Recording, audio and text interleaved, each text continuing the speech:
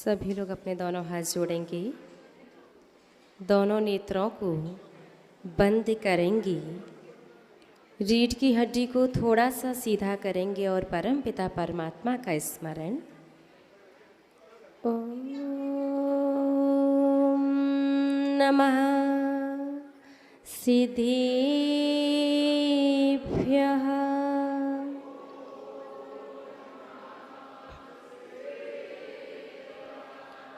ओम नमः सिद्धेभ्यः।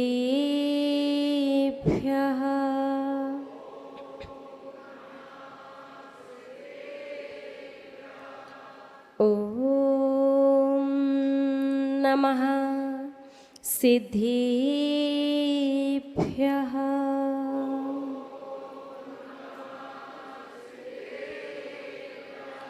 तुभ्यं नमस्त्रिभुवनार्तिहराय नाथ, तुभ्यं नमः क्षितितलामलभूषणाय, तुभ्यं नमस्त्रिजगितः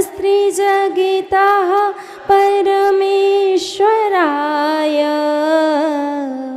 तुभ्यं नमो जिनेभवोदधिशोषिणाय, तुभ्यं नमो जिनेभवोदधिशोषिणाय।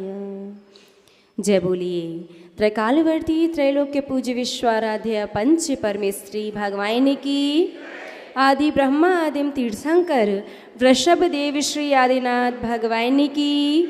अष्टम तीर्थंकर श्री चंदा प्रभु भगवान की। श्री अरिष्ट नेमिनाथ भगवान की।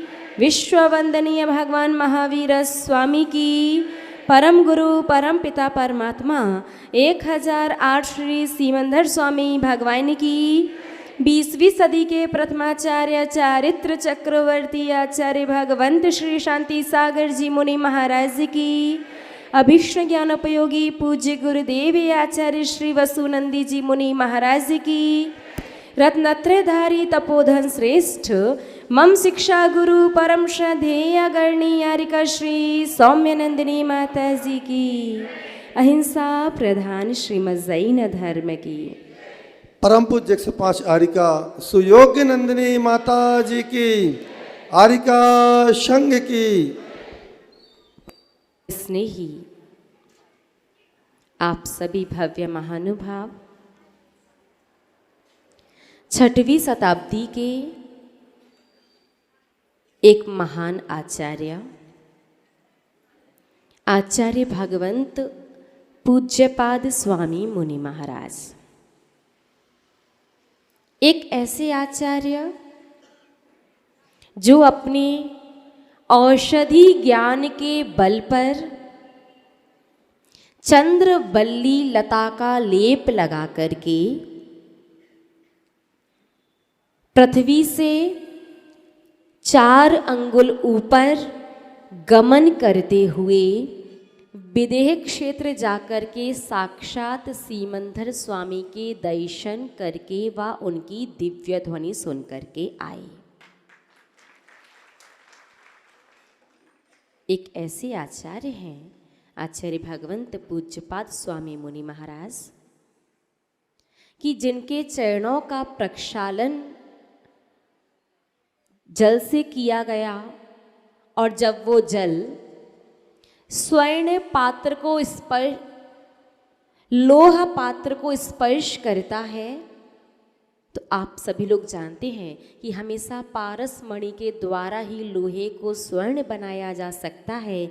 लेकिन अपने जैन जगत के एकमात्र आचार्य पूज्यपाद स्वामी जी मुनि महाराज ऐसे हैं जिनके पैरों के जल से, चरणोदक से लोहे का पात्र स्वर्ण का बन गया था। ऐसे महानतम आचार्य जो 6वीं शताब्दी में हुए हैं, जिन्होंने बहुत ही बड़े बड़े ग्रंथों का लेखन किया है, उन्हीं आचार्य भगवंत ने संस्कृत की 10 भक्तियाँ लिखी हैं और समाधि भक्ति में आचार्य भगवंत पूज्यपाद स्वामी मुनि महाराज कहते हैं, एकापि समर्थेयम जिन भक्ति दुर्गतिम निवारयितुम पुण्यानि च पूरयितुम दातुम मुक्ति श्रियम कृतिनः।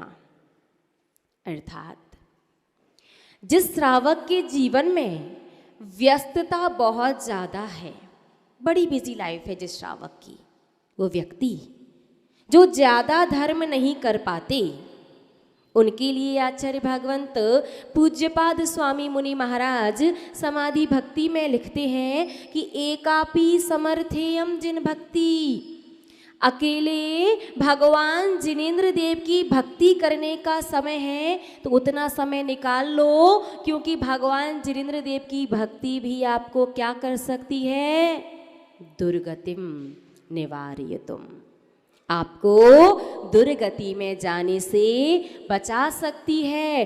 पुण्यानि च पूरयितुम, पुण्य से भरपूर भर देने वाली होती है, और दातुम मुक्ति श्रियम कृतनः, और एक दिन आपको निश्चित से मुक्ति की प्राप्ति करवा देती है। सिर्फ भगवान की भक्ति, भगवान की स्तुति। तो भक्तांबर स्तोत्र जिसके बारे में आप सभी भव्य लोग सुन रहे हैं, समझ रहे हैं, निश्चित रूप से ये स्तोत्र आपके सांसारिक वर्तमान कालीन परिस्थितियों को तो सही करेगा ही, लेकिन आगे चल कर के मुक्ति की वजह भी बनेगा। इसलिए ठीक से पूर्ण मनयोग के साथ, पूर्ण शुद्धि के साथ आपको भक्तांबर स्तोत्र समझना है और पढ़ना है। जैसा कि विगत कुछ दिनों से अपन समझ रहे थे कि पूर्ण भक्तांबर जी पढ़ने का समय नहीं है, तो कितने काव्य, 8 काव्य। कौन कौन से, पहला, दूसरा, छठवां, 26वां, 45वां, 46वां, 47वां व 48वां।